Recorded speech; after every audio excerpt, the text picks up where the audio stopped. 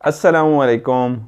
Of camera stories के एक new episode के साथ मैं हूं Mazhar Malik. Thank you so much and love you so much आप सबके प्यार भरे फीडबैक का। आज की जो ये कहानी जो मैं आपको सुनाने जा रहा हूँ ये पार्ट 2 है। पार्ट 1 में आपको सुना चुका हूँ, लेकिन इसके जो वाक़यात हैं टोटली ही मुख्तलिफ हैं उससे। तो कॉन्टीन्यूटी नहीं है। ऐसा नहीं है कि अगर किसी ने पार्ट 1 नहीं सुना होगा तो पार्ट 2 उसको समझ नहीं आएगा। पार्ट 2 अलग से भी आपको क्लियर कहानी समझ आ जाएगी। लेकिन ये आज की कहानी फ़ौरन मुझे रिकॉर्ड करनी पड़ी है। एमरजेंसी में ही इसको मैं रिकॉर्ड कर रहा हूँ। उसकी रीज़न ये है कि शायद इस कहानी को रिकॉर्ड करने के बाद मुझे आउट ऑफ सिटी एमरजेंसी में रवाना होना पड़े। तो ये बात इसलिए बता रहा हूँ क्योंकि जो राज प्रोग्राम है प्रोमो तो आप लोग देख चुके हैं, जिसमें क्लियर जिन 3-4 जगहों पे रिकॉर्ड हुआ है, क्लियर रिकॉर्ड हुआ है। और ख्वाहिश थी कि इस हफ्ते आप वो प्रोग्राम देख सकें, लेकिन क्योंकि मुझे एमरजेंसी में निकलना पड़ रहा है तो हो सकता है कि प्रोग्राम मिस हो जाए और आप लोग ना देख सके। तो उसके लिए मैं एडवांस ही इस बात को डिस्कस करके और आपसे सॉरी कर रहा हूँ। कहानी तो लेट चलेगी, यानी कि मैं रिकॉर्ड पहले कर रहा हूँ और ये तो चलेगी मेरे ख्याल में मंगल वाले दिन। तब तक हो सकता है प्रोग्राम शायद ना चल चुका हो, या ये भी हो सकता है प्रोग्राम चल जाए। अगर चल जाए तो समझ लीजिएगा मैं जाने से पहले फिर भी कुछ ना कुछ कर गया राज का, और अगर ना चल सका तो उसके लिए माजरत। इसका मतलब है मैं उसको फाइनल नहीं कर सका। तो ये ज़रा जल्दी मंगल से चलनी तो मंगल को, लेकिन रिकॉर्ड बहुत पहले कर रहा हूँ। मुझे पार्ट 1 की जो कहानी है उसमें अच्छा, कुछ लोग मुझे कहते हैं आप पार्ट 1 और पार्ट 2 क्यों बनाते हैं। देखिए, जब आप रियल इन्वेस्टिगेशन करते हैं ना, रियल लोकेशन पे पहुंच के, तो वो जितने भी साइन मिले हैं उनको ज़ाय करने को दिल नहीं करता। दिल करता है ये भी आप देखें कितनी मुश्किलों से हम वहां पे पहुंचे हैं और क्या क्या कुछ हुआ और क्या क्या कुछ रिकॉर्ड हुआ।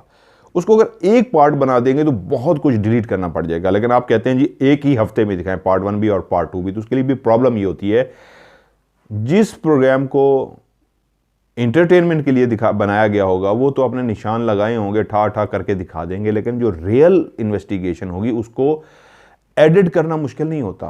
उसको बारीक बीनी से देखना, मुसलसल देखना कि कहीं पे कोई छोटी सी झलक उस जिन की नज़र तो नहीं आई। और ये उस सूरत में ही मुमकिन है जब आप 5-6 घंटे की वीडियो को आप मुसलसल 4-5 दिन देखते हैं, तब जाके आपको अंदाज़ा होता है। जो पार्ट 1 बनता है, यकीन मानिए मैं आपको पहले भी कह चुका हूँ, 5-6 दिन लग जाते हैं। तो एक हफ्ते में 2 प्रोग्राम दिखाना मुश्किल है। इसलिए हो जाता है कि ये रियल इन्वेस्टिगेशन है। खुद से निशान नहीं लगाए हुए कि गए आपने निशान लगाए और आपने एक हफ्ते भी प्रोग्राम दिखा दिया, दूसरे हफ्ते भी दिखा दिया। दुनिया के जितने भी घोस्ट सेंटर एक हफ्ते में 2 प्रोग्राम नहीं दिखाते। उस सूरत में दिखा सकते हैं कि जब वो पूरा स्पेल रिकॉर्ड कर लें और पहले उनको बैठ के एडिट कर लें, फिर आपको साथ साथ दिखाते रहे। हम पाकिस्तान में तो जितने भी घोस्ट सेंटर आपको दिखा रहे हैं साथ साथ एडिट करते हैं, ऐसा नहीं कि पहले से एडिट होकर रखे हुए हैं।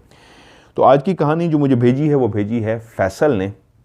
ये उनका निकनेम समझ लें, फर्जी नाम समझ लें, कुछ भी समझ लें। और कौन से शहर में इस वक्त आबाद हैं, पाकिस्तान का एक शहर है जहाँ पे वो इस वक्त आबाद हैं अपनी फैमिली के साथ। लेकिन जिस वक्त की ये स्टोरी है उस वक्त उनका गांव जो था, ये रियल लोकेशन है चिन्योट और सरगोदा के बीच में एक छोटा सा गांव आता है अहमदनगर।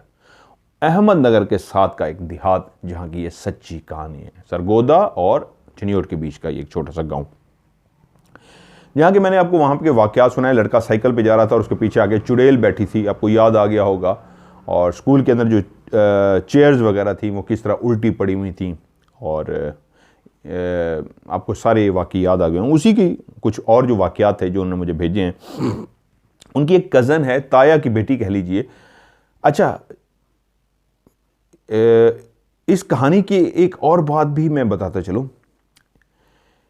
गांव के अंदर जब वाकयात होते हैं तो बहुत सारे लोगों को उन वाकयात का पता होता है, आपने सुन भी रखे होते हैं और आपके साथ भी पेश आए होते हैं। तो इस कहानी में भी उनके साथ भी वाकयात पेश आए हैं, उनकी फैमिली के साथ भी आए हैं, और जो गांव से सुन रखा था मेरी ही फरमाइश पे कि जो वहां के और भी वाकयात लोगों से सुन रखे थे, उन्होंने मुझे कहा मदर साहब ये अब अल्लाह बेहतर जानता है सच या झूठ, लेकिन वहां के सुन रखे थे लोगों ने। कहा, मैंने कहा वो भी आप सेंड कीजिए, जो उनकी फैमिली के साथ है वो भी और जो उन्होंने सुन भी रखे थे। वो कहते हैं जी हमारी एक कज़न थी, उनको बहुत शौक था उस वक्त मेकअप करने का, परफ्यूम लगाने का, हार संवार करने का। वालिदैन मना करते थे।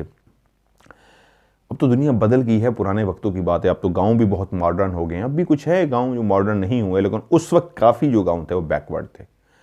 लड़कियों को बनने संवरने नहीं दिया जाता था। स्पेशली शादी का इवेंट होता था तो शादी ब्याह पे इजाज़त होती थी, आगे पीछे नहीं, किस लिए ये किया है, इस तरह की बातें होती थी।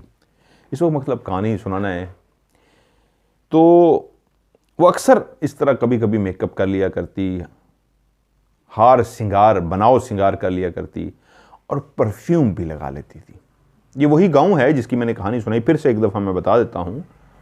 एक ऐसा गांव जिसकी एक ही लाइन के अंदर सब घर बने हुए थे और सबसे लास्ट में लाइन के अंदर बना हुआ जो घर था वो फैसल लोगों का था, और इनके घर के पीछे इनके वाले साहब ने काम के लिए एक छोटा सा डेरा कह लीजिए, जहाँ पे छोटी सी दीवारें थी 3 तरफ और एक तरफ दीवार नहीं थी, एक बड़ा सा कमरा था और एक छोटा स्टोर टाइप भी छोटा सा कमरा बना रखा था, और वहाँ पे हैंड पंप भी लगा हुआ था जिसके पीछे कब्रिस्तान था।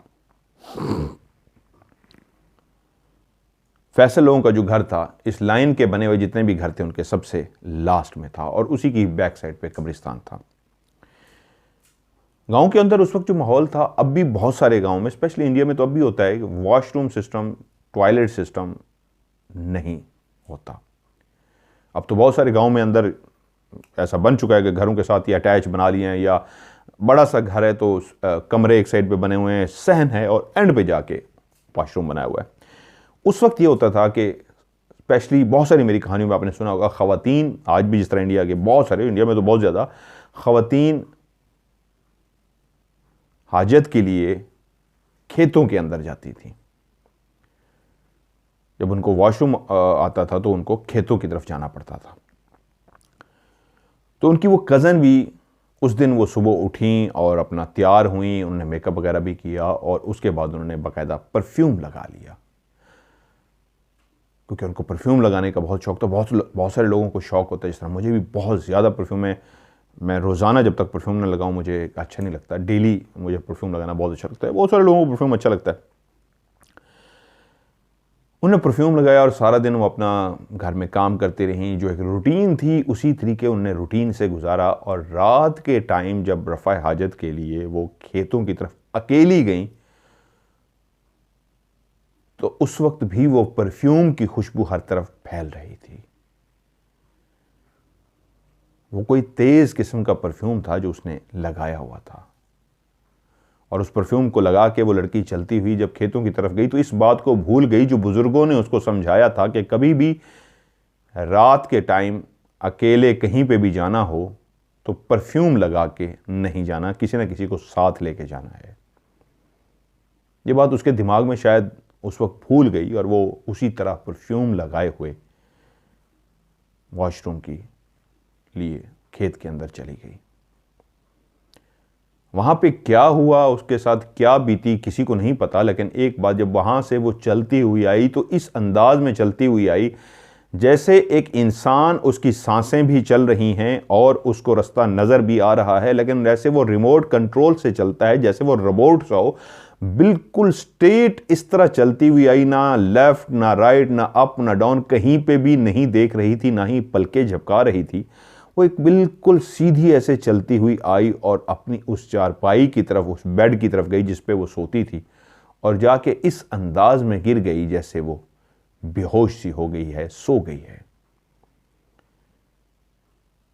सुबह जब घर वाले उठे तो उनको अंदाजा हुआ कि जिस अंदाज में आज वो बिस्तर पे है, ऐसा कभी पहले महसूस नहीं किया, ऐसा पहले कभी देखा नहीं जिस अंदाज में वो आज लेटी है। और हैरत की बात यह थी कि वो जिस वक्त जाग जाती थी, आज आवाजें देने पे भी वो नहीं जाग रही थी। और जब काफ़ी आवाज़ें देने पे वो ना जागी तो उसको जगाने की कोशिश की गई तो घर वालों को एहसास हुआ जैसे वो किसी गहरी नींद में है, और जब झंझोड़ने पे भी उसकी आंख ना खुली तो अंदाज़ा हुआ वो बेहोशी के आलम में है। जैसे कैसे सारे घर वालों ने मिलकर उसके ऊपर पानी डाला और जैसे कैसे आखिरकार उसको होश में ले ही आए, लेकिन वो होश में तो आ गई, उसने आंखें तो खोल ली, लेकिन उसकी आंखें इस अंदाज में खुली हुई थी कि झपकना भूल गई थी। वो एक ही तरफ को देखे जा रही थी, वो देखे जा रही थी और आंखें नहीं झपक रही थी। और घर वाले इसी बात को नोट कर रहे थे कि या खुदाया ये क्या माजरा है कि वो एक ही तरफ ना सिर्फ देखी जा रही है बल्कि आंखें भी नहीं झपका रही, ऐसे बैठी है जैसे गुमसुम सी किसी, जैसे इंसान हवास बाख्ता हो जाता है, कोमा में चला जाता है, शॉक्ड में चला जाता है और एक हालत में बैठा रहता है। तो वो इस अंदाज में बैठी हुई थी, वो लिटा देती तो वो लेटी रहती थी। घर वालों को जो कुछ भी समझ आया, कोई कोई आयत पढ़ रहा है, कोई कोई सूरत पढ़ पे उसके दम कर रहा है, जिस तरह वो उनको समझ आ रही थी। मर्दों को भी इतला दे दी गई और सब ने कोशिश की किसी तरीके उससे बात कर सके, उससे मुखातिब कर सके, उसको झंझोड़ें, उसके नाम से उसको पुकारा गया और बार बार कोशिश की गई, यहां तक कि किसी ने कहा इसके गाल पे थप्पड़ लगाए जाएं। हर नुस्खा कारगर ना हो सका, किसी भी तरीके से वो किसी से बात ना कर सकी। जब इसी सूरत हाल में रही तो यकीनन वो समझ गए कि माजरा कुछ और है, या तो इसको कोई शॉक पहुंचा है या कुछ ऐसा अनोखा हुआ है, ऐसा अनोखा हुआ है कि जिसके बाद ये होशो हवास में नहीं है। और उसको बिस्तर पे लिटाया जाता तो इस अंदाज में सोती कि वो बेहोश ही हो गई है। जब इर्द गिर्द लोगों को पता लगा, वो भी जमा हो गए और उन्होंने भी उस हालत को देखा तो वो समझ गए। और कुछ लोगों ने, जो उसमें सियाने बुजुर्ग थे, उन्होंने मशवरा दिया ये कोई और माजरा नहीं है, ये उस हवाई मखलूक का माजरा लगता है जिसने इसके ऊपर कब्जा कर लिया है। और उसके बाद जब सब ने हाँ में हाँ मिलाई कि हाँ ऐसा ही कुछ लगता है कि किसी हवाई मखलूक का ही इस पे कब्जा है, तो फिर फैसला हुआ। फैसल लोगों का जो घर था उसके पीछे वो जो कब्रिस्तान था, उस कब्रिस्तान से भी पीछे एक बाबा जी रहते थे, उनका नाम मैं फिर भूल गया हूँ, मैं इसलिए लिख लेता हूँ। उनका नाम था बाबा नूर हुसैन, कि उनको बुलाया जाए। तो किसी ने कहा उनको तो फौत हुए कुछ साल हो गए हैं, वो तो अब जिंदा नहीं है बाबा नूर हुसैन। तो उन्होंने कहा उनका बेटा है जिसको शाह साहब कहते हैं, उनको लेके आए, वो भी इस हवाई मखलूक को निकालने का माहिर है। बाबा नूर हुसैन के बेटे शाह हुसैन जो वहां पे रहता था, उसको इतला दी गई और उसी वक्त वो गांव वालों के साथ घर के अंदर दाखिल हुआ। और जब वो आया और उसने आके हालत देखी उस लड़की की, तो वो दूर से ही समझ गया कि ये कोई और नहीं, उसी जिन्नात, उसी हवाई मखलूक का ही माजरा है। लड़की सामने थी, घर वाले इर्द गिर्द जमा थे और उसने वहीं पे पढ़ना शुरू किया। जो कुछ भी वो पढ़ रहा था वो अंदर ही अंदर पढ़ रहा था, उसके होंठों से आवाज़ नहीं आ रही थी, लेकिन इतना ज़रूर सबको पता लग रहा था कि कुछ ऐसा कलाम है जिसको वो पढ़ रहा है और उसी लड़की की तरफ देख रहा है। कि वहीं पे ही लोगों ने देखा कि जब वो कलाम पढ़ रहा था तो जिसकी लड़की की आंखें बिल्कुल सामने की तरफ देख रही थी, जो एक बुत सी बनी बैठी थी, वहीं पे उसने अपनी आंखें घुमाई और आंखें घुमा के उसी शाह बाबा को देखना शुरू कर दिया। अब घर वालों को इतना अंदाजा जरूर हो गया था, जो किसी की बात सुन नहीं रही थी, जो इधर गिधर देखती नहीं थी, जिसको किसी चीज का होश तक नहीं था, वो इस कलाम पढ़ने के बाद एक उसने हरकत जरूर की है, और वो है आंखों का रुख बदलना, सामने को छोड़ के शाह बाबा को देखना। और उसके बाद घर वालों ने देखा आहिस्ता आहिस्ता उसके हाथ पांव टेढ़े होने शुरू हो गए और अजीब से अंदाज में उसके हाथ पांव टेढ़े होते गए। सब अपनी अपनी जगह से इस तरह गुमसुम से, इस तरह से बुत बन के सारे खड़े हो गए कि जो उनको यकीन थोड़ा सा भी नहीं था, अब उनको 100% यकीन आ गया था कि वाकई माजरा ऐसा ही है, क्योंकि आंखों का इस तरह फेरना और उसके बाद जिस्म का इस तरह करते जाना इस चीज़ की दलील थी कि जो भी मखलूक उसके जिस्म के अंदर है वो हाजिर हो रही है। यहां तक कि उस लड़की ने एक चीख मारी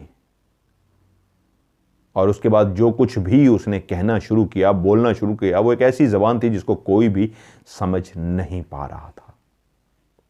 लेकिन इतना जरूर जानते थे वो जो भी बोल रही है वो नहीं बोल रही, वो ऐसी जबान बोल ही नहीं सकती, कोई और है जो बोल रहा है। वो शाह बाबा पढ़ता रहा और उसके बाद फिर उससे हम कलाम हुआ कि तू इस लड़की को छोड़ दे, तेरे लिए बेहतर यही होगा कि तू इस लड़की को छोड़ दे, वरना तू जानता है मैं तेरे साथ क्या करूंगा। और वो फिर वही बोलता रहा, तो जो ऐसी जबान थी जो किसी की समझ में नहीं आ रही थी, तो फिर शाह बाबा ने उसको मुखातिब किया कि अगर अब तूने इसको ना छोड़ा तो देख मैं तेरे साथ क्या करता हूं। और लड़की की कंडीशन वैसी की वैसी थी। थोड़ा सा और कलाम पढ़ने के बाद वो कहते हैं कि शाह बाबा ने एक जोर का थप्पड़ उस लड़की को मारा, और जैसे ही उस लड़की को थप्पड़ सा पड़ा, ऐसा लगता था जैसे उसके तन बदन में आग सी लग गई हो।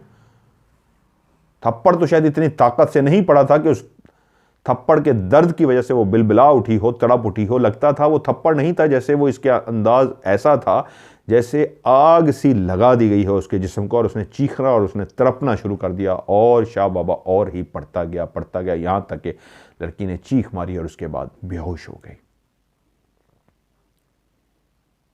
उसके बाद शाह बाबा ने कहा इसको होश में लेके आए। लड़की को होश में लाया गया और उसके बाद जब उससे बात की गई तो लड़की ने आंखें खोलते ही सबकी तरफ इस अंदाज में देखा जैसे हैरान हो रही हो कि ये सब क्यों जमा है और मैं क्यों लेटी हुई हूं। एकदम से जल्दी से वो अपनी जगह से उठ के बैठी, इस अंदाज में दुपट्टा सर पे लेने की कोशिश की जैसे उसको एहसास हो गया हो कि क्या हुआ है।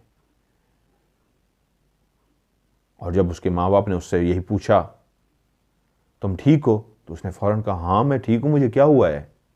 तो शाह बाबा ने कहा अब आप इसको सोने दें, ये रेस्ट कर ले, आप इससे बात करें और मैं इजाज़त चाहूँगा। शाह बाबा ने उनसे इजाज़त ली और वहाँ से चला गया और घर वाले उसके साथ बातें करना शुरू हो गए। एक बात तो सब घर वालों को अंदाज़ा हो गया कि जो कुछ भी उस पर बीती थी उसको कुछ भी याद नहीं था। सब ने अपनी तरफ से सवालात किए, लेकिन किसी भी सवाल का जब उसने जवाब ना दिया तो वो समझ गए कि जो कुछ भी इसके साथ गुजरा है वो नहीं जानती। जब सब इधर उधर हो गए तो उसकी कज़न उसके साथ बैठी और उन्होंने पूछा तुम्हें कुछ भी याद नहीं कि तुम्हारे साथ क्या हुआ था। उसने कहा नहीं। उसने कहा दिमाग पे जोर दो, आखिरी दफ़ा क्या हुआ था ये याद है, तुम कहाँ गई थी।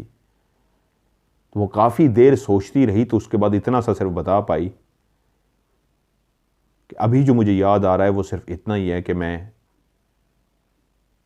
रफ़ा हाजत के लिए गई थी, वॉशरूम की तरफ गई थी, खेतों की तरफ।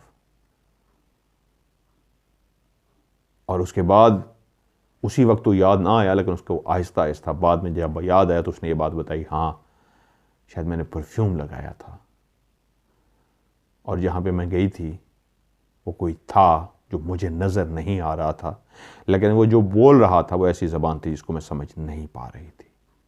तो घर वालों को अंदाज़ा हुआ कि वो बाकी बातें जो शाह बाबा उनको बता के गया था कि वो सही बता के गया था उस लड़की के साथ क्या बीती है।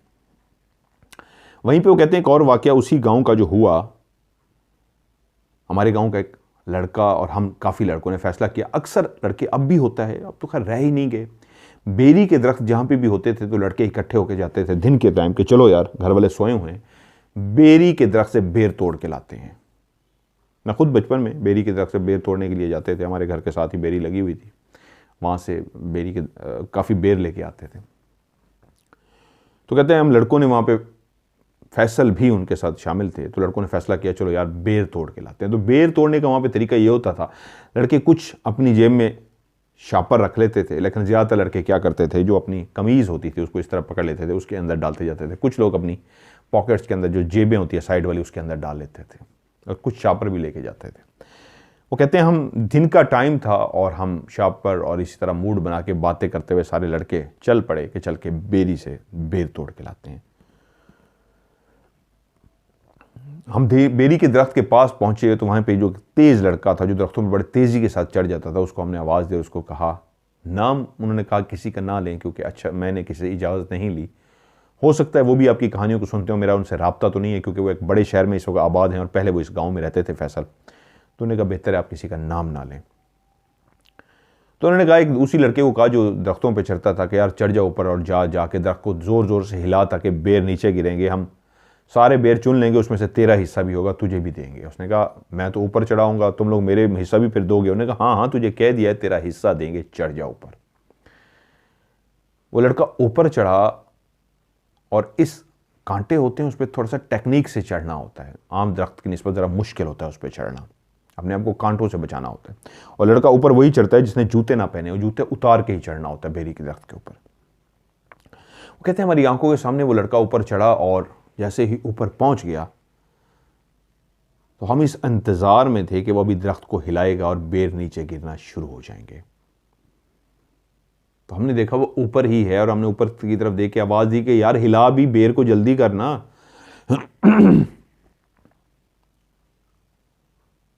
वो फिर भी ऊपर रुका रहा। तो हमने दूसरी दोस्त को कहा क्या हुआ है तुझे यार, हिला ना, जल्दी से हिला ताकि नीचे बेर गिरे। तो कहते हमने देखा है तेजी के साथ वो जिस अंदाज में टेक्निक के साथ एहतियात के साथ चलता वो ऊपर गया था, अब वो तेजी के साथ नीचे उतरा। उसके उतरने का अंदाज इस तरह था कि वो एहतियात नहीं कर रहा था। जाते हुए तो बिल्कुल देख देख के हमारे सामने पकड़ के दरख्त को कि कांटा ना लगे, चोट ना लगे, एहतियात के साथ ऊपर जा रहा था। वापसी पे तो इस अंदाज में तेजी के साथ उतरा कि उसको परवाह ही नहीं थी कि कोई चोट लग जाए, कोई हाथ पे, पाँव पे, किसी जगह पे उसको खराश आ जाए। वो तेजी से उतरा और जब थोड़ा सा ही नीचे उतरा तो उसके बाद उसने बाकायदा नीचे छलांग मार दी।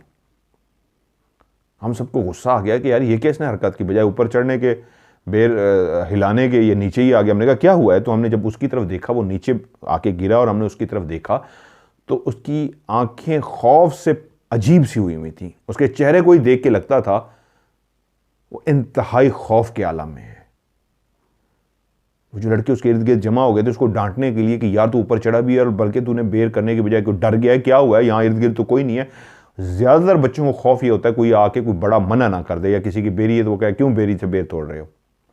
तो इर्द गिर्द तो कोई भी नहीं था, तो इसलिए उससे खफा होना चाह रहे थे कि यार फिर क्या मसला है तुझे। तो देखा उसके चेहरे पे जो खौफ है वो अजीब व गरीब सा है, बहुत ज्यादा सहमा हुआ सा है। तो लड़कों ने उससे कहा क्या हुआ? तो एकदम उसने ऊपर की तरफ देखा और कहा भागो, और उसके बाद भाग पड़ा। लड़के भी उसके चेहरे को देख के थोड़े से खौफजदा हो गए थे, वो भी उसके पीछे पीछे दौड़ना शुरू हो गए इस अंदाज में कि इसको पकड़ें और इसको पकड़ के पूछें कि यार हुआ क्या है, बता तो सही। और थोड़े ही फासले पे भागते भागते उन्होंने जाके आखिर उसको पकड़ ही लिया। और जब उसको रोक लिया तो उसको रोक के कहा, जो अभी तक इंतहाई डरा सहमा सा हुआ था, खौफजदा सा था, उसको कहा क्या हुआ, बता तो सही। तो एक खौफ की आलम में कांपते हुए, डरते हुए उसने कहा ऊपर कोई बैठा हुआ था। तो लड़के चौंक से गए, बैठा हुआ था? कौन बैठा हुआ था? उसने कहा मैं नहीं जानता, ना ही वो कोई इंसान था ना ही वो कोई जानवर था, अजीबो गरीब सा था। और इस अंदाज में बैठा था कि इंसान तो सोच ही नहीं सकता इस अंदाज में बैठने का। एक बारीक सी टहनी थी उसके ऊपर, वो जिस तरह इंसान घुटने ऊपर करके सर उसके अंदर दे के बैठा होता है, वो काला स्याह था। ऐसा काला स्याह कोई इंसान या जानवर नहीं हो सकता। अगर वो रीछ भी होता तो पता लग जाता है वो रीछ बैठा हुआ। एक अजीब सा पतला सा था और बहुत ही अजीब व गरीब से था। वो कोई इंसान नहीं था, वो कोई और मखलूक थी। और कहता है मैं जैसे ऊपर चढ़ा, मैं उसको समझने की कोशिश कर रहा था, देखने की कोशिश कर रहा था ये क्या है, लेकिन जब उसने सर ऊपर उठाया तो उसी लम्हे मैंने नीचे छलांग मार दी, क्योंकि जब उसने मुंह ऊपर उठाया तो मैं समझ गया था कोई जानवर नहीं, कोई इंसान नहीं, वो एक अजीबो गरीब मखलूक थी। इससे पहले मैंने आज तक ऐसी मखलूक को नहीं देखा। उसका जो मुंह था वो बिल्कुल गोल सा था और मुझे कुछ भी उसके मुंह पे नजर नहीं आया सिवाय ब्लैक मुंह के। जिस तरह उसका जिस्म काला स्याह था, इसी तरह उसका जो गोल सा फुटबॉल की तरह मुंह था, उस पर कोई होंठ, नाक, कुछ भी नहीं था सिवाय गोल सा मुंह था, अजीब सा। मैंने देखा, उसके बाद मैंने छलांग मार दी। इस वाक़े को सुनने के बाद किसी लड़के में इतनी हिम्मत नहीं थी कि वहाँ पे खड़ा हो सके। फैसल कहता है मैं भी उन लड़कों में मौजूद था, देखा हमने भी नहीं था, लेकिन वो लड़का इतना डरने वाला या झूठ बोलने वाला नहीं था, क्योंकि अक्सर वो हमारे साथ इस तरह जाता था और हम बेर तोड़ के आते थे। पहली दफ़ा था कि वो इतना डरा हुआ था, सहमा हुआ था और इस तरह की बात कर रहा था। हम लड़कों का दिल था कि वापस जाएं देखें, लेकिन फिर किसी के अंदर इतनी हिम्मत नहीं थी, क्योंकि जब वो अपनी बात बता चुका तो उसके बाद फिर उसने दौड़ लगा दी, जैसे वाकई वो चीज़ उसके पीछे ना आ जाए। तो उसके बाद हम लड़कों में इतनी हिम्मत नहीं हो सकी कि वहाँ पे रुकें और हम भी उसके पीछे अपने घरों को चले गए। फैसल कहते हैं उसके बाद जो वाक़या मेरे साथ हुआ वो ये हुआ, एक दिन मुझे कोई चीज़ ढूंढनी थी जो हमारे घर के पीछे वाले साहब की वो एक जगह सी, डेरा सा बनाया हुआ था, जहाँ पे वो अपना सामान रखते थे, लकड़ियाँ तोड़ के लाते थे, छोटे से कमरे में रखते थे और वहीं पर उन्होंने अपनी चारपाई वगैरह भी डाली हुई थी। दिन के टाइम वहाँ पर सोते थे, हैंडपम्प भी लगा हुआ था। वहीं पर अंदर एक पेटी पड़ी हुई थी, उसके ऊपर एक ट्रंक रखा हुआ था, उसके अंदर कुछ सामान पड़ा था जो मुझे वहां से निकालना था। फैसल कहता है मैं अंदर गया हूं, तकरीबन ये शाम का ही टाइम था। मैं अंदर गया हूं, जाके मैंने उस पेटी के ऊपर चढ़ा हूं और ऊपर पेटी के ऊपर चढ़ के उस ट्रंक को खोलने की जैसे ही मैंने कोशिश की है तो उसी वक्त मेरे कानों ने एक आवाज सी सुनी है जो आज भी मुझे याद है। वो एक ऐसी आवाज थी जैसे कोई गुनगुना रहा हो, और गुनगुना रहा नहीं, रही हो, क्योंकि वो आवाज़ गुनगुनाने की किसी मर्द की नहीं, किसी औरत की आवाज़ थी। और इस अंदाज में गुनगुना रही थी कि बिल्कुल आवाज़ धीमी सी थी, और जिस तरह क्लासिकल गाना होता है उस तरह का क्लासिकल गाना, एक तो पॉप, भंगड़ा और इस तरह के गाने होते हैं, तेज़ तेज़ नहीं, एक सुरीले गाने, जो एक पुराना सा गाना होता है, उस अंदाज का वो गाना गा रही थी। उसके साथ म्यूज़िक भी नहीं था, लेकिन वो जो गाने के बोल थे, वो जो लफ्ज़ थे, वो पंजाबी, उर्दू, किसी ऐसी ज़बान में नहीं थे, सराइकी में किसी भी ऐसी ज़बान में नहीं थे जिसको मैं समझ सकता। वो एक अजीबो गरीब ज़बान थी जो मैंने पहले नहीं सुनी थी। पाकिस्तान में बोली जाने वाली जितनी भी आवाज़ हैं, ज़बानें हैं, पश्तो है, सिंधी है, बलोची है, सराइकी है, पंजाबी, उर्दू, जितनी भी ज़बानें, उन्होंने कहा इनमें से कोई भी ज़बान नहीं थी। वो एक अजीबो गरीब सी ज़बान थी जिसकी वर्डिंग ही अजीबो गरीब सी थी। और मैं हैरान हो गया, ये कौन गा रहा है इस तरह। मैं अपना जो काम कर रहा था उसको वहीं रोक के खड़ा हो गया और उस आवाज़ की तरफ कुछ देर कान लगाए खड़ा रहा और उस आवाज़ को सुनता रहा। जब कुछ भी ना समझ पाया तो आहिस्ता आहिस्ता कमरे से बाहर निकल आया, पेटी से नीचे उतरा और बाहर निकल आया कि क्या किसी ने ट्रैक्टर पे गाना तो नहीं लगाया। वो अमूमन गाँव के अंदर ट्रैक्टर पे जब काम किया जाता है तो ऊंची आवाज़ में गाना लगा दिया जाता है जो दूर दूर तक गाना सुनाई देता है।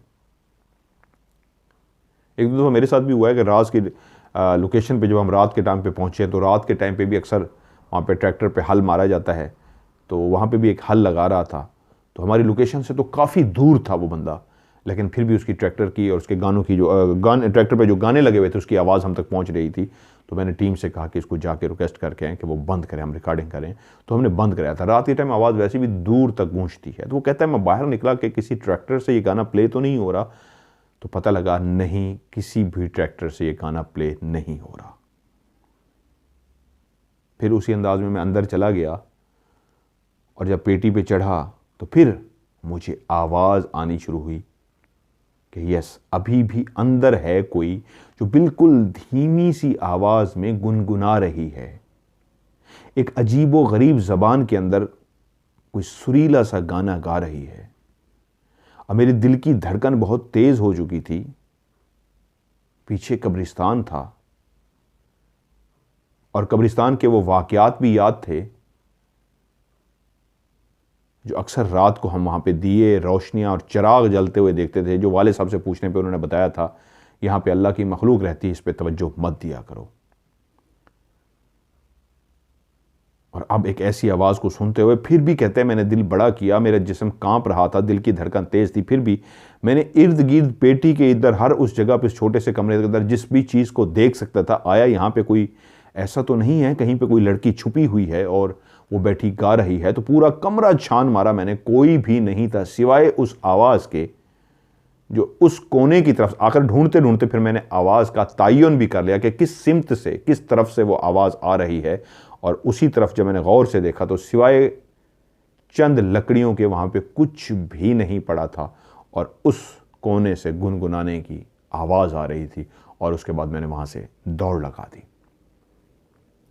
वो कहते हैं जब हम कुछ बड़े हुए, बहुत सारे वाक़यात जो उनको मैंने कहा था भेजे, वो कहते हैं जब हम बड़े हुए तो मगरिब से पहले पहले अक्सर हम उस कब्रिस्तान में जाते थे, इसके बारे में हमने सुन रखा था, यहाँ पे अल्लाह की मखलूक रहती है। हम डरते भी थे, जाता भी कोई नहीं था, लेकिन रोशनी होती थी तो लोग वहाँ पे जाते थे और दफनाना भी होता था, तो मगरिब से पहले पहले दफनाते थे। वो कहते हैं फिर हम जब थोड़े से बड़े हुए तो अक्सर ऐसा होता कि मगरिब होने से काफ़ी देर पहले हम वहाँ पर पहुँच जाते। और पहली दफ़ा ऐसा हुआ कि एक कब्र थी वहाँ पर, उसके ऊपर ग्रीन कलर की जिस तरह गलाफ या चादर चढ़ी होती है, उसके ऊपर सब्ज़ कलर की चादर चढ़ी हुई थी। मैं और एक मेरा दोस्त वहाँ पे फिर रहे थे और ये हमारे जहन में था कि जैसे ही अंधेरा फैलने का टाइम होगा हम यहाँ से भाग जाएंगे। तो वहीं पे हमने जब चादर को ऐसे हटा के देखा, जिस तरह बच्चे खेलते हुए चादर और चीज़ों को देख रहे होते हैं, तो जब हमने चादर को हटा के देखा तो उसके नीचे थोड़े से पैसे पड़े हुए थे और हमने वो पैसे वहाँ से उठा लिए और जाके खर्च भी कर लिए थे, किसी को बताया नहीं था। और उसके बाद फिर एक हफ़्ता ऐसा आया कि पूरा हफ़्ता गुजर गया, हम उस तरफ नहीं गए। मेरे दोस्त ने कहा चलें वहाँ शायद पैसे पड़े हों, तो मैंने कहा चलो यार वहाँ पे चलते हैं। और दोबारा हम वहाँ पे गए और उस कपड़े को जब हमने उठा के देखा तो उसके नीचे पैसे थे। फिर अक्सर ऐसा होता था, हर हफ्ते नहीं, जब कभी हमारा दिल करता था हम वहाँ उस कब्र के नीचे जाते थे और उस चादर को जब उठाते थे तो उसके नीचे ज़्यादा नहीं, बहुत कम, जो एक बच्चों के लिए चाहिए होते हैं, 1 रुपया कह लें या 98 या इस तरह के, वो पड़े होते थे, हम जाते थे वहाँ से ले आते थे। और कई दफ़ा ऐसा भी होता था हम जाते थे तो खाली हाथ लौट आते थे, वहाँ पे नहीं होता था, लेकिन अक्सर हमें वहाँ से मिल भी जाते थे, हमने किसी को बताया नहीं। आज ये आपकी ऑफ कैमरा स्टोरी में मैं ये बात खोलने जा रहा हूँ कि हमने वहाँ से पैसे भी कई दफ़ा उठाए थे उस कब्रिस्तान से जहाँ पर वो मखलूक, वो जिन्नात रहते थे। वो कहते हैं जब मेरे साथ ये वाक़या हुआ, गाने वाला जो मैंने सुना और वहाँ पे कोई भी नहीं था, तो पता तो पहले भी था, लेकिन एक दिल के अंदर एक तजस्सुस भी बढ़ गया, खौफ भी बढ़ गया। जब आपके इस तरह वाक़यात सुन रखे हों, आपके साथ भी हो जाए, फैमिली के साथ भी हुए हों, तो खौफ बढ़ता भी है, तजस्सुस भी बढ़ता है, इस चीज़ को मज़ीद देखने की दिल में ख्वाहिश भी पैदा होती है।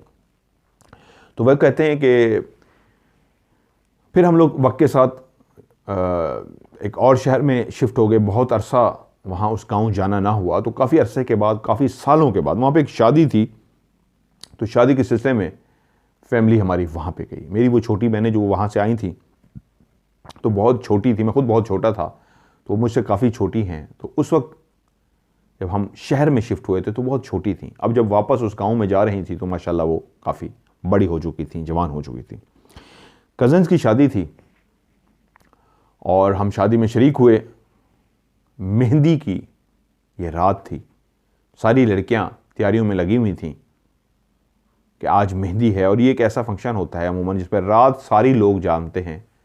बुज़ुर्ग 1-2 बजे तक जागते हैं और उसके बाद सो जाते हैं। लड़कियां तो रात सारी गाना बजाना और एक खुशी का इजहार किया जाता है।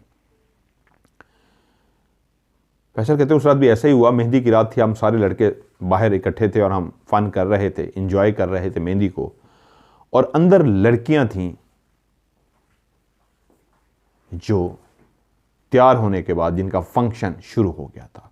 जैसे ही ढोल की आवाज़ बजनी शुरू हुई तो ढोल इस अंदाज में बजाया जाता है कि जो इर्द गिर्द टोलियां बनी होती है लड़कियों की, तो उनके लिए ये एक किस्म का बुलावा होता है कि लो जी ढोल बजना शुरू हो गया, ढोलक बजनी शुरू हो गई। अब आहिस्ता आहिस्ता सब ढोलक के करीब आ जाएं और झूमर खेली जाएगी और खुशी का इजहार किया जाएगा, उस रस्म को अदा किया जाएगा जिसको मेहंदी कहते हैं। और ऐसा हुआ, उस घर में हर तरफ जहां चहल पहल थी, लड़कियां खिलखिला रही थीं, चूड़ियों की आवाज आ रही थी, रंग बिरंगे सबने कपड़े पहने थे और एक खुशी का सा समा बंधा हुआ था उस घर के अंदर। वहीं पे वो जो ढोलक बजाई जा रही थी, लड़कियां अब उस ढोलक के साथ आहिस्ता आहिस्ता ना सिर्फ बैठना शुरू हो गई थीं, बल्कि कुछ लड़कियों ने साथ में बैठ के अब गाना भी शुरू कर दिया था। अब गाना भी गाया जा रहा था, ढोलक भी बज रही थी और एक खुशी का सामान जो पहले ही बंधा हुआ था अब बाकायदा जोबन पे आ चुकी थी खुशी। एक गोल सर्कल सा बन चुका था जहां पे लड़कियां झूमर सी खेल रही थीं, वो अपनी तालियां बजा रही थीं। जिस अंदाज में गांव के अंदर लड़कियां अपनी गोल गोल घूमती हैं और खुशी का इजहार करती हैं, रक्स करती हैं, डांस नहीं, एक देहात के अंदर तो आज भी देहातों के अंदर झूमर खेलना, मर्द भी झूमर खेलते हैं, औरतों को भी लफ्ज़ झूमर ही कहा जाता है, लेकिन वो कोई डांस नहीं होता, वो हल्का सा ऐसे होता है। वो अपनी तालियां बजाती हैं, चुटकियां बजाती हैं और गोल गोल घूमती हैं। गांव में जब रात के तकरीबन 12 बजते हैं तो उसी वक्त गीदड़ों की आवाज़ ज़रूर आती है। तो दूर दूर से गीदड़ों की आवाज़ भी आ रही थी। तो मेरी एक छोटी बहन ने अपनी दूसरी बड़ी बहन से, दोनों बहनों ने आपस में डिस्कस किया। बहन ने बड़ी बहन से पूछा, किस चीज़ की आवाज़ है? तो उसने कहा कौन सी? उसने कहा ये जो अजीब सी एक रोने की आवाज़ आ रही है। अक्सर गीदड़ रात को इस अंदाज में बोलते हैं जैसे रो रहे हो। तो उसने कहा ये गीदड़ की आवाज़ है। उसने कहा मुझे नहीं पता, किसी से पूछते हैं। तो उसने किसी और से पूछा कि ये वाकई गीदड़ की आवाज़ है ना? तो उसने कहा हाँ हाँ, ये गीदड़ की आवाज़ है। तो जो छोटी छोटी थी उसको नहीं पता था, उसने बड़ी बहन से पूछा और बड़ी बहन को भी अंदाज़ा था ये गीदड़ की आवाज़ है, लेकिन उसने रिकन्फर्म किया किसी से। तो उसने कहा, सहेली ने, हाँ हाँ ये गीदड़ों की आवाज़ है। तो छोटी बहन ने कहा मुझे गीदड़ों को देखना है, मैं कैसे देख सकती हूँ? तो बड़ी बहन ने कहा आज जो तुम्हें हम दिखाते हैं। तो वो 3 लड़कियां जो थीं वहां से चलीं और ऊपर छत की तरफ चली गईं और छत में उस तरफ जाके खड़ी हुई जिस तरफ कब्रिस्तान था। यानी उनका रुख कब्रिस्तान की तरफ वो मुंह करके खड़ी हो गई और ढूंढना शुरू हो गई कि गीदड़ किस तरफ हैं, क्या नजर आते हैं या सिर्फ हम उनकी आवाज को ही सुन पाते हैं। तो गीदड़ों को वहीं पे ढूंढते ढूंढते जो नीचे से ढोलक की आवाज भी आ रही है और कानों में दूर से आती हुई गीदड़ों की आवाज भी आ रही है, वहीं पे छोटी बहन की निगाह कब्रिस्तान की तरफ जब गई, जब वो गीदड़ों को ही ढूंढ रही थी कि किसी गीदड़ को ही देख लें ये कैसा होता है, तो वहीं पे उसने देखा एक तरफ रोशनी है। जिस छत पे वो खड़े थे उस छत पे हर तरफ सिवाय उस घर के हर तरफ अंधेरा ही अंधेरा नजर आ रहा था, हर तरफ तारीकी का समा था। तो वहीं उस कब्रिस्तान में जिस एक तरफ उसको रोशनी सी नजर आई तो उसने वहां पे गौर किया तो उसने देखा वहां पे एक लड़की जिसकी उम्र 18 से 20 साल होगी, उसने सफ़ेद कलर की फ्रॉक पहनी हुई थी और उसके बाल खुले हुए थे, उसके सर पे कोई भी दुपट्टा नहीं था और बाकायदा ना सिर्फ खुले हुए थे, जैसे हल्के हल्के हवा पे लहराते हैं इस तरह उसके बाल लहरा भी रहे थे, लेकिन उसका मुंह कब्रिस्तान वाली साइड पे था, वो भी उनकी तरफ पीठ करके कमर करके खड़ी थी। जब छोटी बहन ने इस मंजर को देखा तो वो कुछ देर जब ना समझ सही और उसको इतना अंदाजा हो गया कि इस गांव का कल्चर ये है कि कोई भी लड़की दुपट्टे के बगैर कम से कम बाहर तो किसी सूरत नहीं निकल सकती, और कोई लड़की इस दुपट्टे के बगैर आज तक उन्होंने देखी भी नहीं थी जो बाहर इस तरह निकले, दुपट्टा सब लेती थी। तो वो हैरान हुई कि रात के इस पहर 12-1 बजे एक तो लड़की कब्रिस्तान के अंदर मौजूद है, सफ़ेद फ्रॉक पहने, सर पे दुपट्टा भी नहीं, उसके बाल भी खुले हैं और हवा से लहरा रहे हैं, जबकि हवा भी नहीं है। और हैरत की बात यह है, रोशनी भी सिर्फ उसी तरफ पड़ रही है जिस तरफ वो लड़की है। उसने अपनी बहन को मुखातिब किया और उसको कहा आवाज़ दे के, वो देखो वो क्या है। तो बहन ने कहा कहाँ। साथ ही वो जो उनकी एक सहेली थी वो भी मुतवज्जो हुई, उसने कहा कहाँ पे। तो उसने कहा वो सामने कब्रिस्तान में। अब बड़ी बहन और उसकी सहेली ने भी जब उस तरफ गौर किया तो उनकी आंखों ने भी सेम वही मंजर देखा कि एक कब्रिस्तान की तरफ मुंह करके इन तीनों लड़कियों की तरफ वो कमर करके खड़ी है और कब्रिस्तान की तरफ मुंह करके खड़ी है, सफ़ेद फ्राक पहने, और उसका सफ़ेद फ्राक इस अंदाज में है जैसे उसी में से ही रोशनी निकल रही है। उसके बाल खुले हैं, इतने दूर होने के बावजूद भी वो क्लियर नजर आ रही है, उसके बाल खुले हैं, हवा में लहरा रहे हैं, और वो दूसरी तरफ मुंह करके खड़ी है, उसकी तरफ कमर है, और रोशनी का वो जो एक गोल सा दायरा है सिर्फ उसके ऊपर है। और अगर टॉर्च की रोशनी या कहीं से सोर्स हो रोशनी का तो पता लगता है इस सिमत से रोशनी आ रही है, नीचे से आ रही है, ऊपर से आ रही है।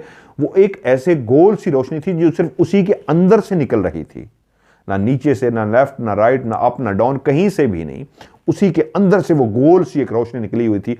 वो दरमियान में खड़ी थी और गोल एक सर्कल बना हुआ था रोशनी का, जिसमें वाइट रोशनी ही रोशनी थी। और उन्हीं तीनों ने देखा कि वो लड़की वो जो अपनी जगह पे खड़ी हुई थी, जिसके बाल लहरा रहे थे, और वो तीनों इस बात पे चौंकी हुई थी। तो गांव वाली लड़की ने कहा ये कैसे हो सकता है रात के इस पहर लड़की खड़ी हो, और वो भी कि उसने दुपट्टा भी ना लिया हो। सवाल ही नहीं पैदा हो सकता कि दुपट्टे के बगैर लड़की खड़ी हो, और वो भी कब्रिस्तान में, और हवा भी नहीं चल रही, तो उसके बाल कैसे लहरा रहे हैं और रोशनी कहां से निकल रही है वो क्लियर नजर आ रही है। तो उन तीनों ने देखा वो थोड़ा सा और आगे की तरफ चलना शुरू हुई। जब आगे की तरफ चलना शुरू हुई तो वही गोल सी रोशनी जो उसके इर्द गिर्द फैली हुई थी वो भी उसके साथ साथ चलना शुरू हुई। अब तीनों लड़कियों की आंखें देख रही थी कि रोशनी के साथ साथ वो आगे बढ़ रही है और रोशनी भी उसी के साथ साथ आगे बढ़ रही है। तो बड़ी बहन ने कहा छोटी से कि भाग के जाओ, भाई को बुला के लाओ कि ये क्या मंजर है, ये क्या नजारा है। तो छोटी वहां से भागते हुए नीचे पहुंची और जहां पे उसका भाई बैठा हुआ था फैसल, वो अपने भाई के पास पहुंची और कहा भाई जल्दी से आओ, जल्दी से आओ। भाई ने कहा क्या हुआ है। उसने कहा आओ आओ तुम्हें बताती हूँ, आओ ना। तो भाई समझ गया क्योंकि ऐसी बात है जिसपे से वो बता भी नहीं रही, और जल्दी से भागती हुई जिस अंदाज में आई है उसी अंदाज में भागती हुई वापस चली गई। तो भाई भी चलता उसके पीछे गया, और जब भाई छत पे पहुंचा तो अभी तक वो लड़की वहां पे मौजूद थी। वो दोनों लड़कियां, बहन और उसकी सहेली, उसको खड़ी देख रही थी। जैसे ही वो दोनों, फैसल और उसकी छोटी बहन, ऊपर छत पे चढ़े तो दोनों ने मुड़ के देखा कि भाई आ चुका है या नहीं आया। तो उनकी निगाह ने देखा छोटी भाई को बुला के ले आई है। छोटी ऊपर दाखिल हुई और पीछे उसका भाई है। तो वो लड़की और बहन बोली भाई वो देखो सामने। और उसी लम्हे जब भाई ने जिस तरफ वो इशारा किया गया था उसी तरफ देखा तो सामने सिवाय अंधेरे के कुछ भी नहीं था। भाई ने काफी इधर उधर देखा और बहनों को और उसके साथ खड़ी सहेली को देख के पूछा कहां। तो वो तीनों भी एकदम से खामोश हो गई, क्योंकि जिस तरफ वो देख रही थी अब उस तरफ कुछ भी नहीं था। भाई के पूछने पे कि क्या, क्यों बुलाया, बताओ तो सही क्या हुआ है। तो वो तीनों एक दूसरे की तरफ देखी जा रही थी। तो उसी वक्त बड़ी बड़ी बहन ने कहा कि भाई ये हुआ है, हमने ये माजरा देखा है, छोटी ने देखा है, उसने मुझे बताया, फिर मैंने अपनी सहेली को भी दिखाया है, इसने भी यही मंजर देखा है। उसने कहा देखा है ना तुमने? उसने कहा हाँ मैंने भी क्लियर देखा है। छोटी ने कहा मैंने भी क्लियर देखा है, ये था और इस तरह लड़की थी। और जब वो एंड पे चलती हुई गई है, आगे जाके खड़ी हुई है, तो लाइट भी उसके साथ चल रही थी। जब आप ऊपर छत पे आए हो, अभी भी हम उसी की तरफ खड़े देख रहे थे और वहां पे मौजूद थी, लेकिन सिर्फ मुड़ के जैसे ही आपको देखा है कि आप आ गए हो, तो आपको इशारा किया है, ये 2 सेकंड लगे हैं कि हमारा ध्यान उस तरफ से हटा है। सिर्फ 2 सेकंड भी मुश्किल से 2-3 सेकंड के आपकी तरफ पीछे मुड़ के देखा है कि भाई आया है और आपको इशारा किया है, तो इतनी देर में वो वहां से गायब हो गई है। ना ही लड़की है, ना ही कोई लाइट। अब भाई को यकीन आ गया था कि छोटी बहन भी, बड़ी बहन भी और उसके साथ उनकी सहेली भी एक ही बात कर रही है, तो वो झूठ नहीं बोल रही। काफी देर वो खड़ा वहां पे उनके साथ इंतजार करता रहा कि शायद वो उस मंजर को देख सके, लेकिन वो चारों काफी देर इंतजार करने के बाद दोबारा से उस मंजर को नहीं देख सके और वापस आ सके। और उसी रात ये हुआ, क्योंकि मेहंदी का फंक्शन था और रात लेट नाइट तक चलना था, तो वालिद ने कहा ये एक म्यूजिक की आवाज़, गाना गाने की आवाज़ और सारा एक फंक्शन हो रहा है, तो मुझे नींद नहीं आती, मुझे सोना है। तो मैं अपने घर के पीछे वो जो बना हुआ डेरा सा बना हुआ था, वहाँ जाके सोता हूँ। तुम लोग सुकून से अपना फंक्शन वगैरह में रहो, जब आना हो घर आ जाना, तो मुझे भी वहाँ से उठा लेना या मुझे वहाँ पे सोने ही देना, मैं सुबह खुद ही उठ के आ जाऊँगा, तुम लोग घर में ही सो। क्योंकि वो थोड़ा सा घर से पीछे बना हुआ था कब्रिस्तान के साथ, तो वाले साहब को डर नहीं लगता था, तो उन्होंने रात को कभी सोए नहीं थे, लेकिन आज फंक्शन की वजह से उनको वहाँ पे जाना पड़ा कि वो शोर शराबे से दूर सोना चाह रहे थे। घर वालों ने उनको मना तो किया वो ना जाएं, इधर ही रहें, इधर ही सो जाएं। उन्होंने कहा कुछ नहीं होता, कुछ नहीं होता, तुम लोग सुकून से रहो, मैं सो जाऊंगा वहाँ पे। और वो गए और वहाँ पे जो उनकी चारपाई भी पड़ी होती थी, अक्सर वो जो दिन के टाइम में जब थक जाते थे वहीं पे सोते थे, अपने उसी चारपाई पे सो गए। ये फंक्शन इसी तरह जारी रहा और जिस वक्त ख़त्म हुआ, सब आहिस्ता आहिस्ता अपने बिस्तरों की तरफ गए और जाके सो गए। और सुबह जब वाले साहब उठे तो उन्होंने जो बात बताई वो सबको हैरान कर गई। वो ये थी कि रात में जब सोया हुआ था तो किसी लम्हे मेरी आंख खुली, तो एक जानवर टाइप सी कोई चीज़ थी जो मेरी चारपाई के साथ अपने आप को रगड़ रही थी। और मेरी जब आंख खुली है, मैंने कहा मैं ख्वाब देख रहा हूँ, ये हकीकत है। तो मुझे कुछ सेकंड लगे, उसके बाद मुझे लगा कि नहीं, मैं जाग चुका हूँ और मैं इस चारपाई पे सोया हुआ हूँ और अकेला हूँ। तो उसी लम्हे मुझे महसूस हुआ मेरी चारपाई हिल रही है। और जब मैं अपनी राइट साइड की तरफ देखा तो वो कुत्ते से बहुत बड़ा था। कुत्ता इतना बड़ा नहीं होता, उसकी शक्ल बिल्कुल ऐसे ही थी जैसे कुत्ता हो, लेकिन कुत्ता इतना काला स्याह नहीं होता। उसका जिस्म था तो काला स्याह, लेकिन इतना बड़ा वो कुत्ता था जो जिंदगी में मैंने नहीं देखा। लेकिन हैरत की बात यह थी, उसका वजूद ऐसे था जैसे साया सा हो, जैसे धुआं सा हो। कुत्ते की शक्ल का था, लेकिन कुत्ते का एक वजूद होता है, उसका वजूद नहीं, ऐसे एक धुआं सा था। और वो धुआं मेरी चारपाई के कुत्ते के रूप में था। बिल्कुल कुत्ता था, लेकिन बहुत बड़े साइज का वो धुआं सा। और वो कुत्ता जो था मेरी चारपाई के साथ रगड़ रहा था अपने आप को। और उसी वक्त मेरी जब आंख खुली और मैंने उसकी तरफ देखा, तो उसी लम्हे वो इतनी तेजी से आगे की तरफ गया है कि कोई जानवर इतनी तेजी से नहीं जा सकता। और मेरी आंखों के सामने ही वो वहां से गुजरा और उसके बाद गायब हो गया है। उसके बाद मैं सो नहीं सका, लेटा रहा हूँ, बैठा रहा हूँ। और जब सुबह अजानें हुई हैं तब जाके मैं दोबारा वहाँ पे सोया हूँ। और मुझे पता था कि रात सारी लेट नाइट तक जागते रहें, वो भी सब लेट उठेंगे, तो इसलिए मैं भी फिर सुबह सोया रहा। वरना वो सुबह नमाज के टाइम पे सारे उठ जाते थे। तो कहते मैं सोया रहा 2-3 घंटे की नींद लेके, अब मैं आया हूँ तुम लोगों को बता रहा हूँ कि वहाँ पे इस तरह दोबारा कभी कोई ना सोए। और उसके बाद जो उन्होंने वाक़या सुनाया वो ये था कि उसी गाँव में मेहमान जब आते हैं तो मेहमान आज भी अल्लाह की रहमत समझे जाते हैं। मेरे अपने भी शहर के अंदर जब मेहमान आते हैं तो बहुत ज़्यादा हम लोग समझते हैं कि हमारे यहाँ अल्लाह की रहमत हुई है, और हम भरपूर कोशिश करते हैं कि जितना ज़्यादा मेहमान हमसे खुश होकर जाए तो उतना अल्लाह राज़ी होगा। एक गांव, उनके एक रिलेटिव थे, उनके यहाँ मेहमान आ गए। वो शहर से आए हुए मेहमान थे। उन्होंने उनकी काफ़ी आओ भगत की और प्रोग्राम यही बना कि आज रात आप रुक जाएं, कल चले जाइएगा। वो वज़ीद थे कि नहीं आज हमें वापस जाना है। तो उन्होंने काफ़ी कोशिश की, इतना लंबा सफ़र करके आए हैं, कोई बात नहीं, आज आप हमारी तरफ ठहर जाएं, सुबह आप चले जाइएगा। वो भी मान गए। उन्होंने कहा चलें ठीक है, आपके कहने पे आज रात हम इधर गुजार लेते हैं, सुबह चले जाएंगे। तो वो सारा दिन उनका मसरूफ़ गुजरा मेहमानों के साथ, और मेहमान भी बहुत खुश थे। कभी गांव का कोई बंदा उनके लिए कोई चीज़ लेके आ रहा है, कभी कोई उनसे मिलने के लिए आ रहा है, कोई अगर, और जब भी कोई मिलने के लिए गांव का बंदा आता था तो कोई ना कोई चीज़ हाथ में लेके आता है, खाली हाथ वो नहीं आते, सौगात आके पेश करते हैं। ले जी हमारे गाँव की ये भी सौगात है, खाएँ, हमारे गाँव की ये भी चीज़ है, खाएँ, ले जी हमने ये बनाया था घर में, ये भी खाएँ। इसी तरह सारा दिन खुशगपियों में गुजरा, बहुत अच्छा गुजरा। जब रात आई तो रात के टाइम पे सारे बैठे हुए थे, तो वहीं पे फरमाइश की कि आपने हमें गन्ने नहीं खिलाए, आपके यहाँ तो गन्ने बहुत अच्छे होते हैं, गन्ने की फसल बड़ी अच्छी होती है, तो आप हमें गन्ने खिलाएं। तो जिस घर में वो आए हुए थे उनके बुजुर्ग ने कहा, हाँ हाँ आपने पहले क्यों नहीं कहा, आप हमें पहले कहते तो हम आपके लिए पहले ही लेके आते, रुके मैं आपके लिए अभी गन्ने तोड़ के आता। तो उन्होंने कहा नहीं अभी नहीं, सुबह ले आइएगा। उन्होंने कहा सुबह आपने चले जाना है, कोई बात नहीं, अभी जिस तरह बैठे हैं गपशप भी हो रही है तो साथ साथ गन्ने भी खाते रहेंगे, मज़ा आता है रात के टाइम पे गन्ने भी खाए जाएं और गपशप की जाए। तो वो खुश हो गए कि चलो ठीक है गन्ने आ जाएंगे, अभी गन्ने खाते हैं और गपशप करते हैं। तो वो बुजुर्ग वहाँ से उठे और चलते हुए सीधे गन्ने की फसल की तरफ गए। मैंने लास्ट जो आपने प्रोग्राम देखा उसमें मैंने गन्ने में भी प्रोग्राम में किया था। गन्ने की फसल के अंदर भी बहुत ही अजीबोगरीब वाक़यात होते हैं और ये सच बात है।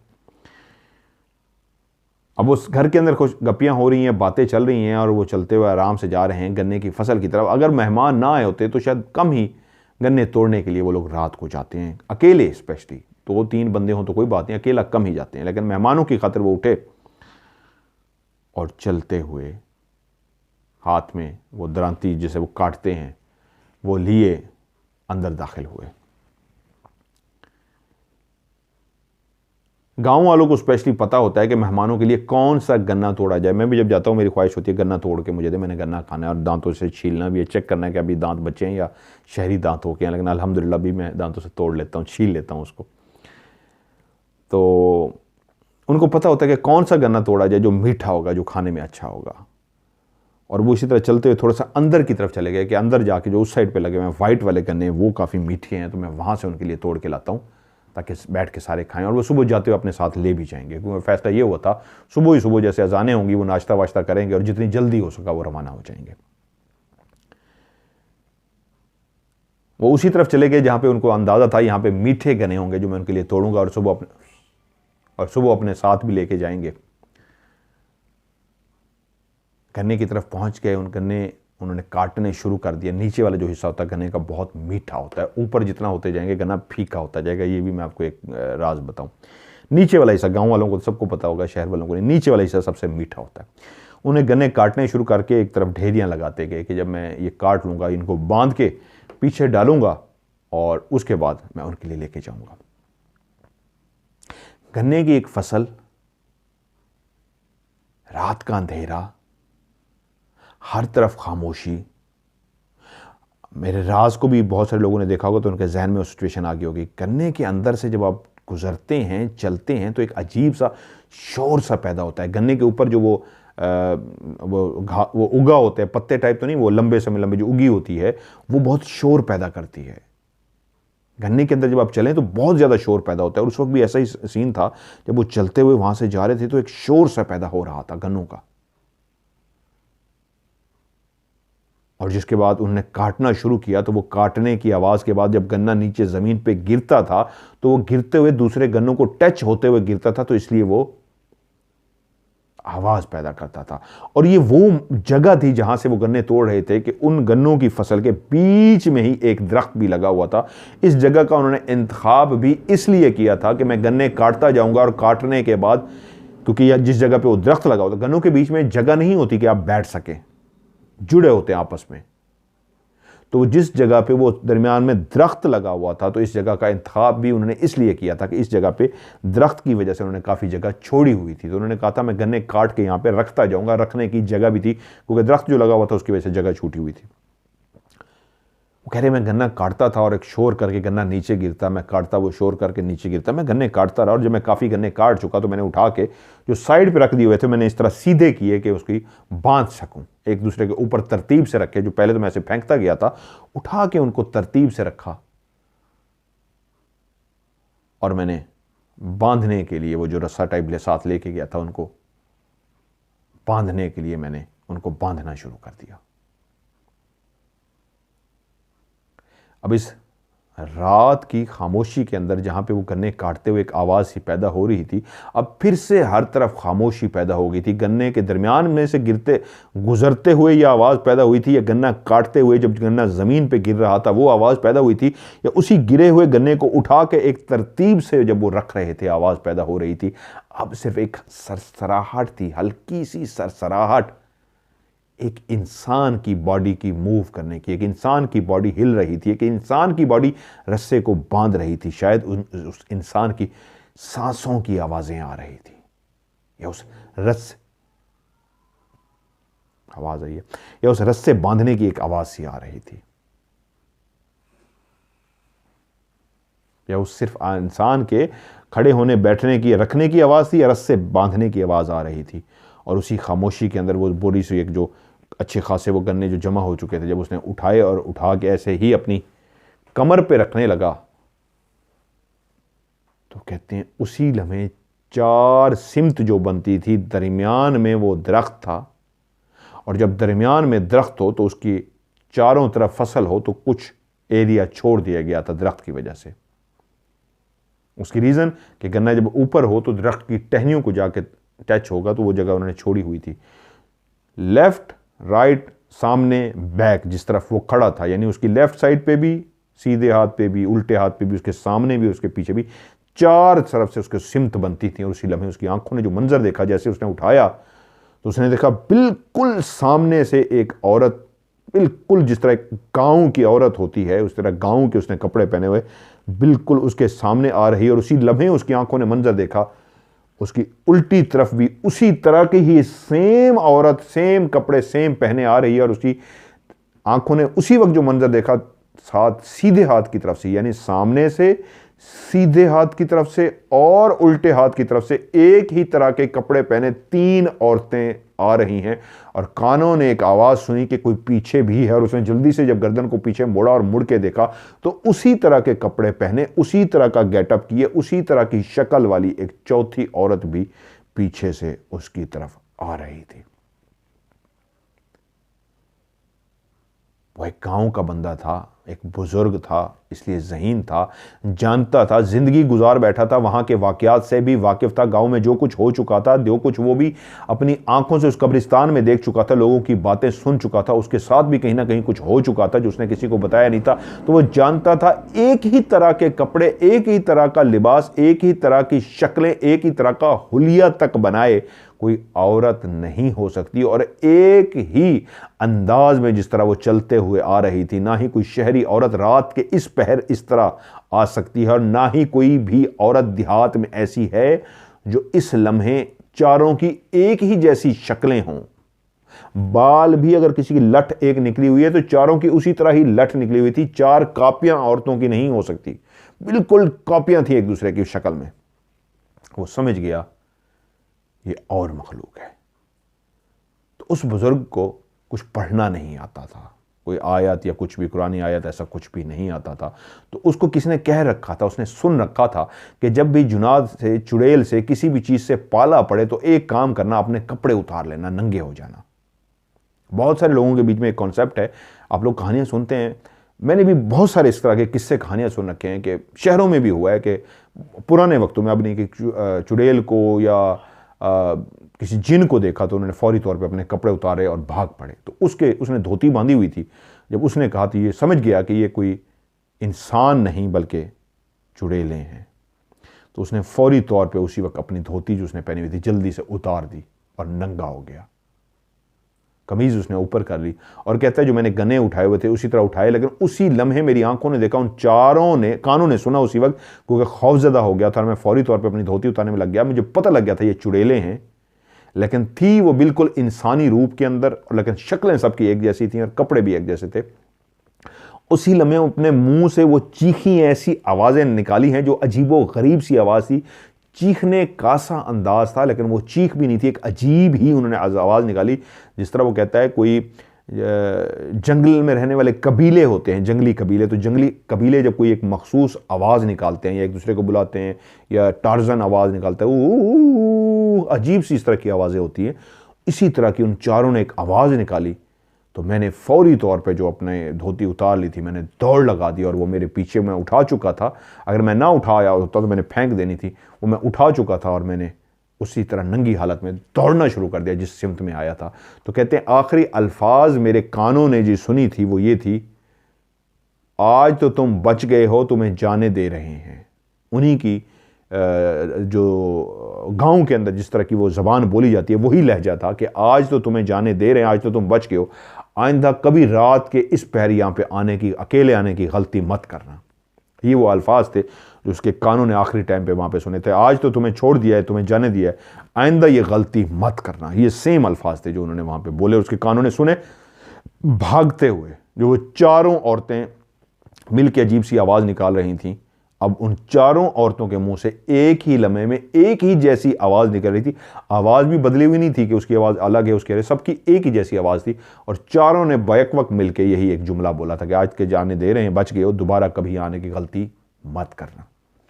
और कहता है जब मैं बाहर निकला मेरे होश ठिकाने आए, मैं खड़ा हुआ, जब घर के करीब पहुंच गया, घर में मेहमान थे, मुझे सांस चढ़ा हुआ था, मैं डरा हुआ था, लेकिन मैंने देखा मैं दूर आ गया हूँ, फसल काफ़ी पीछे रह गई है। तो मैंने वो धोती अपनी बांधी, अपने हवास को बहाल किए कि मेहमान आए हुए हैं, उनको क्या ये बात जाके बताऊंगा, वो तो रात सारी सो नहीं सकेंगे, वो बेचारे डर जाएंगे, उनको तो किसी बात का नहीं पता। मैंने अपने आप को वहाँ पे खड़े होकर नॉर्मल किया और जब देखा मेरा हौसला बहाल हो गया, मैं नॉर्मल हो गया, बोलने के काबिल हूँ, तो घर गया और किसी को बगैर कुछ फील कराए गन्ने उनको दिए। हम रात सारी जागते रहे, फिर बैठ के रात सारी बातें करते रहे, यहाँ तक कि बातें करते करते मेहमान सो गए और वो बाकी घर वाले भी सो गए। और जब सुबह हुई तो मेहमानों ने, क्योंकि वापस जाना था, वो वापस चले गए। और जब वो रवाना हो गए तो उसके बाद उसने घर वालों को बताया कि रात मेरे साथ क्या वाकया हुआ है।